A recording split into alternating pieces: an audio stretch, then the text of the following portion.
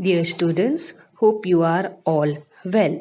Today we will begin with a chapter in civics.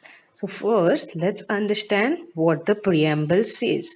The preamble to the Constitution of India is a brief introductory statement that sets out guidelines. Guidelines means rules which guide the people of the nation. It was adopted on 26 November 1949 by the Constituent Assembly and came into effect on 26th January 1950, that is celebrated as a Republic Day in India. It was written by Pandit Jawaharlal Nehru as the first Prime Minister of India. He was our first Prime Minister. Let's move next. So, students, now it has been so many years in civics, we have been learning about rules and laws, right? That are mentioned by the government. Now, what do you think are these rules and regulations? Are they necessary in our life? Yes, we have rules and regulations everywhere. Like you have rules in our country where the government, right? We have rules, we have then in the schools, in the families, in villages. There are no rules in a family, however there are norms. Now norms about like behavior, manners are being taught by your family members, right? In the family there are rules. In the school there are rules in the school regarding admissions, uniform and studies, and even different competitions also have their own rules. Now, the administration of a village or city is also carried out in accordance with the rules. So, move move it smoothly, the village and the city also have rules. Similarly, the administration of a country is carried out through a system of rules. There are rules to be followed. The rules regarding family, school, village, or city are limited in nature, right? These all things, rules are limited in nature, but the rules of the provisions regarding the administration of a country are much wider in scope. Means the rules of a country are many. There are lot of rules over there. Now, why these rules and regulations are necessary in our life? So, students, for example, just imagine in your school, if there are no rules and regulations, you have good teachers, you have good management, everything is there, but you don't have rules and regulations, then what will happen? The next, yes, of course, there will be total indiscipline in the school. So, that is the reason that in order to maintain good discipline and also good atmosphere and environment all around us, we need to have certain rules and regulations. And that is the reason government has framed certain rules and regulations for every individual to follow. That means for every person has to follow the rules. Now, you must be thinking or questioning to yourself, where are these rules and regulations found? Who has written all these rules? So that is what we are going to learn today in our first lesson in civics, that is introduction to our constitution.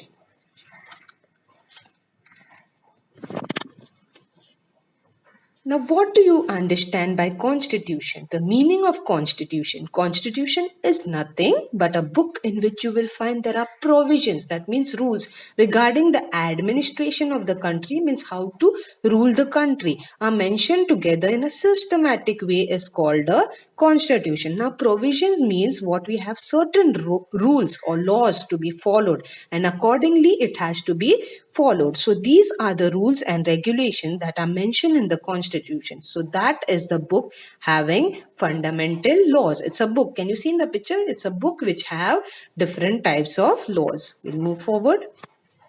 So when we are learning about constitution, how does it help us? Now the first thing in the constitution, as I mentioned, it is a book.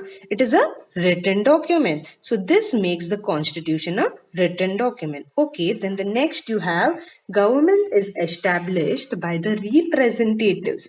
Now who establishes government? Who forms the government or who elects the representatives? Yes, of course, we, the people, the we. Okay, so the government is established by the representatives elected by the people. So, whichever representatives are elected by the people, they have the authority to rule the government according to the provisions. That means, according to the rules and the laws that are mentioned in the constitution, that are mentioned in the book. Now, how is the administration of the country carried out? Administration of the country is carried out according to the rules and regulations that are mentioned in the constitution. So that is the reason why we have peaceful atmosphere, as you can say, why we have certain rules and regulations for every section of the society. So it helps us to carry out the working of the government in a smooth manner. As I told you, everywhere there are rules. If there are no rules, people will feel like doing whatever they want to do, right? We'll move next. Now, what do you understand by rules and provisions in the Constitution? What does it mean? So, the rules and provisions in the Constitution, they are the basic or fundamental laws of the land.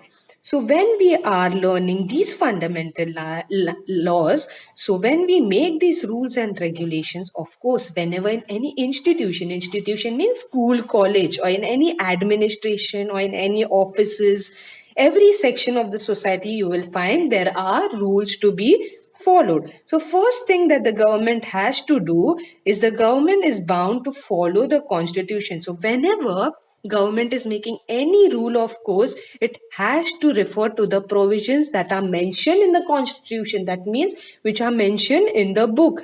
The next you will find, suppose if the government does not so, then the judiciary can declare those laws as null and avoid, or you can say unconstitutional. Now, what do you mean by null or avoid? It means illegal. Illegal means whatever work which is not done properly. Okay, so these laws, suppose if the government is not following the constitution, then the judiciary, that is the court, can declare those laws as illegal or unconstitutional. Let's move next.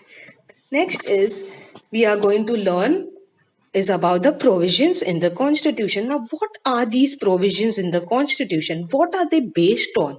So you will find the provisions are of different things. Now, what are the different things included in the provisions? So first is, you can see in the second paragraph, citizenship. Now, what do you understand by citizenship? A person who is born and brought up in that particular country, right? He acquires the citizenship of that country. That means he is a candidate of that country. Then, relationship between the subject and the state. So there are provisions related to the subjects. Now, what are subjects? Subjects are the people and the state and the administration, subjects of laws to be made by the government. So these rules are to be made by the government itself.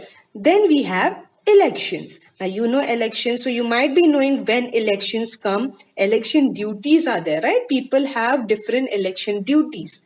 Election committee makes certain rules and regulations. In that also there are rules and regulations which are to be followed by the people. So that also are followed by the provisions of the constitution and the jurisdiction of the state. Jurisdiction means the court. According, you will find the legal matters. All matters of courts are done in the court, are also to be followed by the provisions. Okay, so they also have to follow rules.